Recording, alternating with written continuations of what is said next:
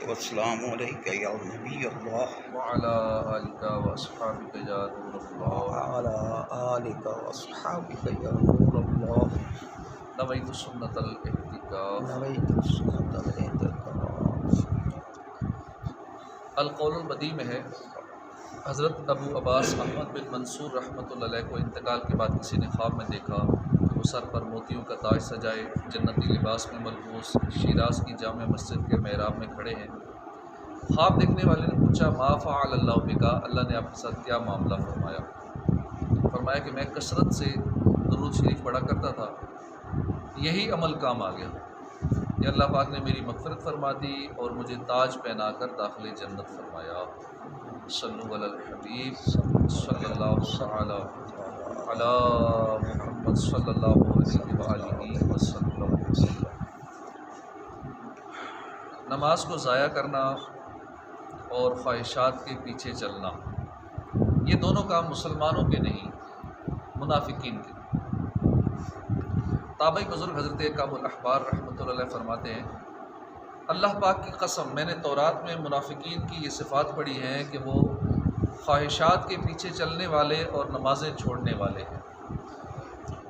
نمازیں ضائع کر دینا یعنی قضا کرنا، وقت پر نہ پڑھنا بہت نقصان دہ ہے۔ پیارے آقا مکی مدنی مصطفیٰ صلی اللہ علیہ وسلم نے فرمایا جس کی نماز نہیں اس کا اسلام میں کوئی حصہ نہیں۔ ایک حدیث پاک میں جو جان بوجھ کر ایک نماز چھوڑ دیتا ہے اس کا نام جہنم کے اس دروازے پر لکھ دیا جاتا ہے جس سے وہ جہنم میں داخل ہوگا۔ ایک روایت میں فرمایا جس کی نماز فوت ہو گئی گویا اس کے اہل و مال جاتے رہے، یعنی بندے کے اہل و مال ہلاک ہو جانا جس طرح ناقابل تلافی نقصان ہے، ایسی نماز فوت ہو جانا بھی ناقابل تلافی نقصان ہے۔ روایت میں ہے کہ اللہ پاک نے اپنے نبی داؤد علیہ السلام کی طرف وحی فرمائی اے داؤد بنی اسرائیل سے کہو جس نے ایک نماز بھی چھوڑ دی روز قیامت اس پر میں غضب فرماؤں گا۔ اللہ اے عاشقان رسول اس نقصان پر غور فرمائیے۔ قیامت کا وہ ہولناک دن، سورج سوا میل پر آگ برسا رہا ہوگا، تانبے کی زمین دہک رہی ہوگی، گرمی سے کلیجہ منہ کو آ رہا ہوگا، دماغ کھول رہا ہوگا، سب اگلے پچھلے جمع ہوں گے۔ ہمارے پاس وہ اعمال کہاں ہیں جو ہمیں اس وقت عذاب سے نجات دلا سکیں؟ اس وقت اللہ پاک کی رحمت اور اس کے پیارے محبوب صلی اللہ علیہ وسلم کی شفاعت کا سہارا ہوگا۔ مگر افسوس دنیا میں اگر نمازیں ضائع کی ہوئیں، اللہ پاک اس پر اگر ناراض ہو گیا اور روز قیامت اللہ کی رحمت سے محروم ہو کر اس کے غضب کا شکار ہو گئے تو کیا بنے گا؟ حضرت علامہ مفتی عنایت احمد کاکوروی رحمۃ اللہ علیہ فرماتے ایک مرتبہ بغداد شریف میں ایک امیر زادی کا انتقال ہوا۔ جان نکلنے کے بعد لوگوں نے اس کی لاش کو چادر سے ڈھک دیا۔ میں جب غسل اور کفن کے لیے چادر کھولنے لگا تو میں نے چادر کھولی، ایک ہوش اڑا دینے والا منظر سامنے تھا۔ کیا دیکھتا ہوں کہ ایک کالا سانپ اس کے بدن سے لپٹا ہوا اور اس لڑکی کے منہ پر کاٹ رہا ہے۔ لوگوں نے سانپ کو مارنا چاہا مگر لڑکی کا والد بولا یہ سانپ ایسا نہیں جو ہمارے مارنے سے مر جائے گا، یہ سانپ غضب الہی معلوم ہوتا ہے۔ خیر اب لڑکی کے والد نے سانپ کو مخاطب کر کے کہا ہے سانپ اللہ کے حکم سے آیا ہے مگر ہمیں بھی اس میت کو غسل اور کفن دینے کا حکم ہے، لہٰذا ہمیں تھوڑی مہلت دے دے ہم اس کو غسل اور کفن دے سکیں۔ یہ سنتے ہی سانپ لڑکی کی لاش سے الگ ہو کر ایک کونے میں بیٹھ گیا۔ پھر جب غسل دے چکے کفن پہنا کر چارپائی پر لٹایا تو وہ سانپ جھپٹ کر ویسے ہی میت سے لپٹ گیا، یہاں تک کہ اس کے ساتھ ہی قبر میں دفن ہوا۔ تدفین کے بعد لوگوں نے لڑکی کے والد سے پوچھا یہ لڑکی کون سا گناہ کیا کرتی تھی؟ لڑکی کا والد بولا کہ یہ کبھی کبھی نماز قضا کر دیا۔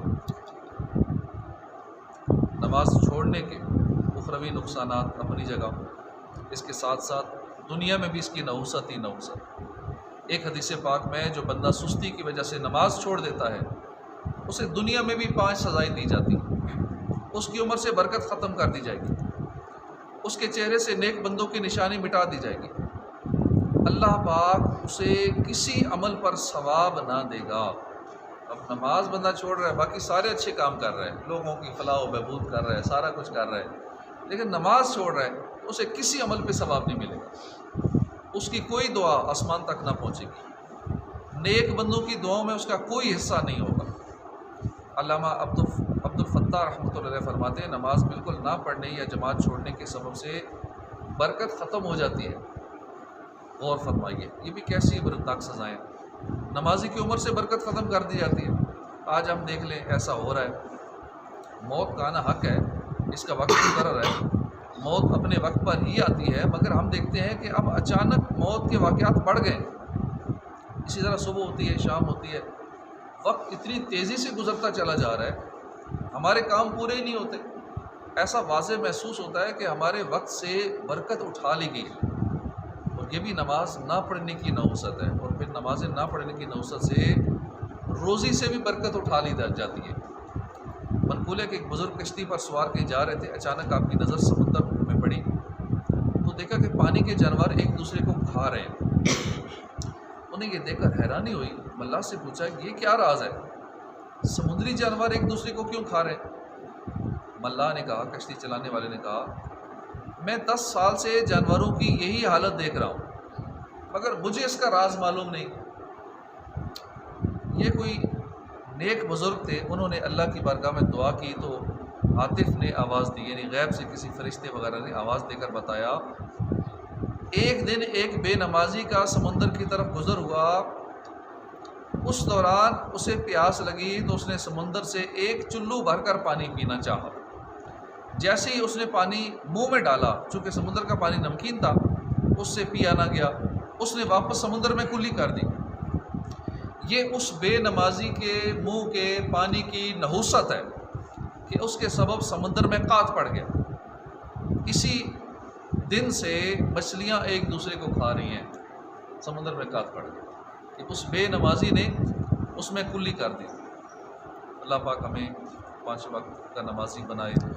جو لوگ نماز نہیں پڑھتے اور اس کو بڑا لائٹ لیتے ہیں، ہلکا لیتے ہیں، خیر نہیں پڑھتے، مصروف ہوتے ہیں، کچھ سمجھتے نہیں نماز نہ پڑھنے کو، نہ شاید سمجھتے کوئی بڑی بات ہی نہیں ہے، لیکن اس کے اتنے بڑے بڑے نقصانات ہیں نماز نہ پڑھنے کے۔ ذرا سی سستی، شیطان کے ہاتھوں میں کھیل رہے ہیں، شیطان کہتا نہیں پڑھنی، تو ٹھیک ہے نہیں پڑھنی، باقی سارے کام کر رہے ہیں، ہر میٹنگ میں جا رہے ہیں، جاب پہ جا رہے ہیں، اپنے کام کاج کر رہے ہیں، دوستوں میں گپ شپ لگا رہے ہیں، سارے کاموں کے لیے وقت ہے، سوشل میڈیا کے لیے ٹائم، نماز کے لیے ٹائم نہیں۔ ایسے لوگ اپنا نقصان کر رہے ہیں، دن رات کما کے بھی ان کی روزی میں برکت نہیں ہوگی، ان کی عمر میں برکت نہیں ہوگی، تنگ دست رہیں گے، مرتے وقت پیاسے مرنے کا اس میں حدیثوں میں آتا ہے۔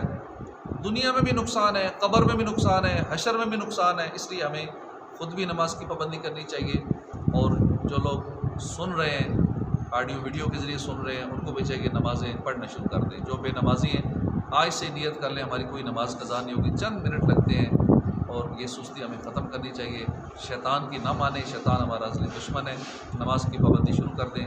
اللہ پاک ہمیں نمازی بنائے، آمین بجاہ نبی۔ الحمدللہ رب العالمین۔